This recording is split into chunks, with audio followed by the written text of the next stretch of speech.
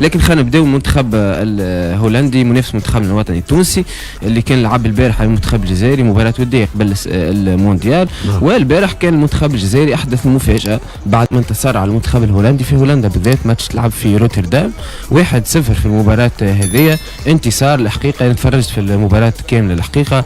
صحيح المنتخب الجزائري ما كانش هو المسيطر في المباراة، صحيح كان افضل في الشوط الثاني. عمي هاني اربح ماتشواتك ما ثماش شكون مسيطر، التاريخ بيقول شكون مسيطر شكون ربح. هاي باش نجيك علاش المنتخب الجزائري انتصر البارح، لانه المنتخب الجزائري كان اكثر افيكاس امام المرمى، ولانه المنتخب الجزائري حارس مرماه لوكا زيدان كان انقذ تقريبا 5 اهداف محقق. بالتالي كي تنقذ انت 5 اهداف وفريقك يسجل هدف تقل وحك دابا واحد بلاش. صاحبي ايش قال لي، انا صاحبي يفهم في الكوره، قال لي باش ترشح في كاس العالم وتمشي للدور الثاني لازمك فهمني ولا جول احمامه، لازمك ذيب في وسط الميدان ورونار في الاتاك بالضبط. هذه هي الكوره لازمك حمامه خويا وبا وبا وبا وبا والله بالحق ينحي لك 4-3 كوره كيما الجارديان تاع الجزائر خويا. عندك ذيب في وسط الميدان يخرج لك كوره بالملي كيما البوتو تاع الجزائر تاع البارح وليخك فسخ الجوار خويا في الكترفانديس حاجه الدار. المنتخب الجزائري تألق البارحة قدام، وشفنا كومان مدرب كيفاش يعني ما كانش يتصور انه باش يخسر المباراة، شفناه كيفاش يعني قعد على البنك متأثر بعد الهزيمة. دونك نحكيو على المقابلات. تفضل وليد.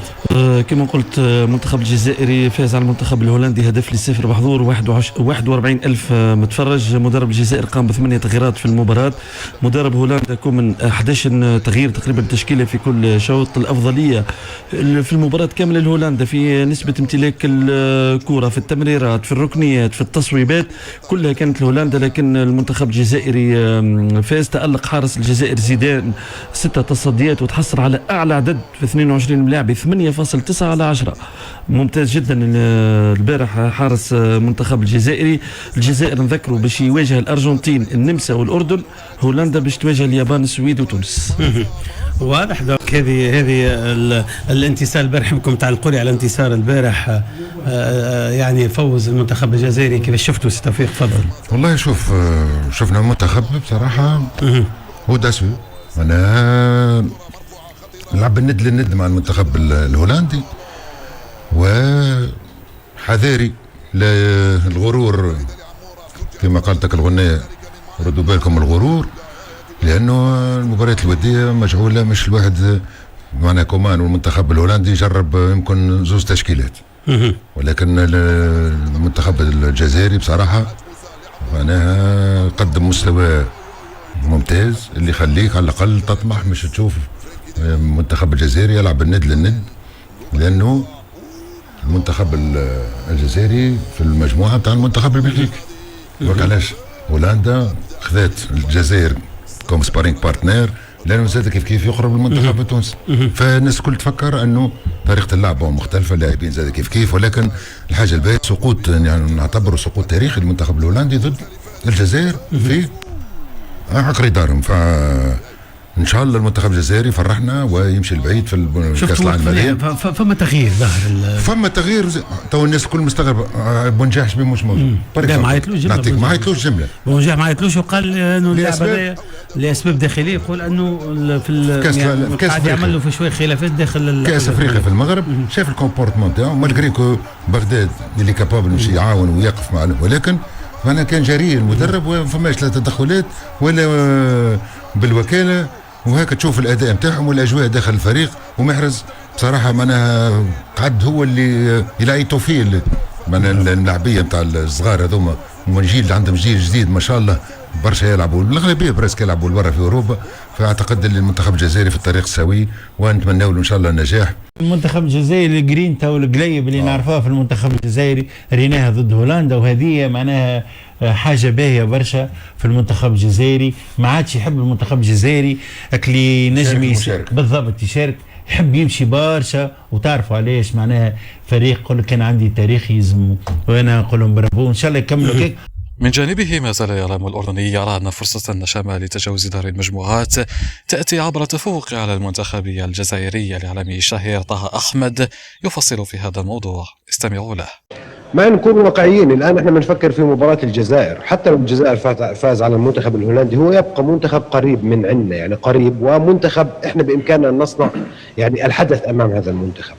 الفوز على المنتخب الجزائري هو الامل، لا يمكن انا من وجهه نظري ارى انه لا يمكن لمنتخبنا ان يتاهل من دون الفوز على المنتخب الجزائري.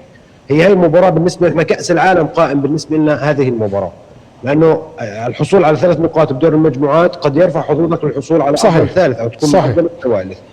اذا التركيز كله بهذه المباراه، يعني ولكن فقط مباراه الجزائر النمسا ممكن حتى الارجنتين ما حدا ضامن، السعوديه عملتها باكبر مفاجاه تاريخ المونديال، لكن تركز اكثر في مباراه الجزائر قد تفعلها تغامر هجوميا اقصد ام النمسا كبدايه؟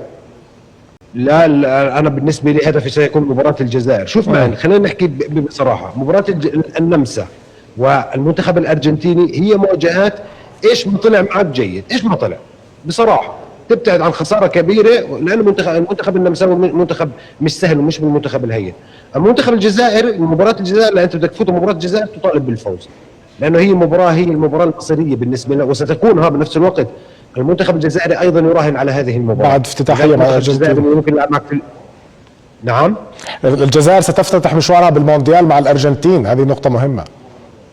نعم مباراتها مع الارجنتين، احنا بنتكلم عن توقعات الارجنتين هي الفريق المرشح للفوز على الجزائر، لذلك المنتخب الجزائري سيبحث عن 3 نقاط في امام منتخبنا، لذلك التركيز يكون على مباراة الجزائر، لانه بعد مباراة الجزائر احنا مباراتنا مع الارجنتين معا، حتى لو كان الارجنتين ضامن التأهل، حتى لو لعب بالتشكيل الثاني يبقى الارجنتين مرشح للفوز باللقب وهو حامل اللقب. احنا ما بدنا نلعب على هاي المعادلات، خلي مصيرنا بايدنا الفوز على المنتخب الجزائري باذن الله. انا بشوف انه هذا شيء بيعزز حظوظنا ومش شيء مستحيل معا، ما بنتكلم عن شيء مستحيل ولا شبه مستحيل ولا شيء هو اقرب للمستحيل بصراحة الفوز على الجزائر.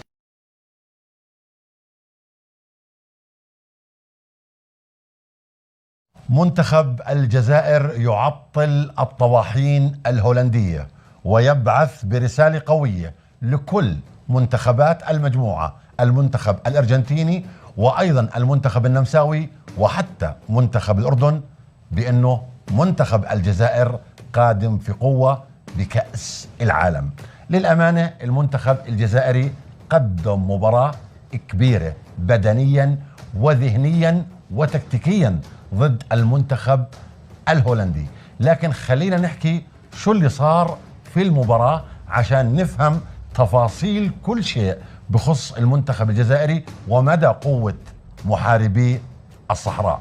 إذا طلعنا أول 3 ساعة في المباراة، المنتخب الجزائري عانى وتحمل الضغط العالي اللي مارسه لاعبين منتخب هولندا على دفاع وأيضا على خط وسط المنتخب الجزائري.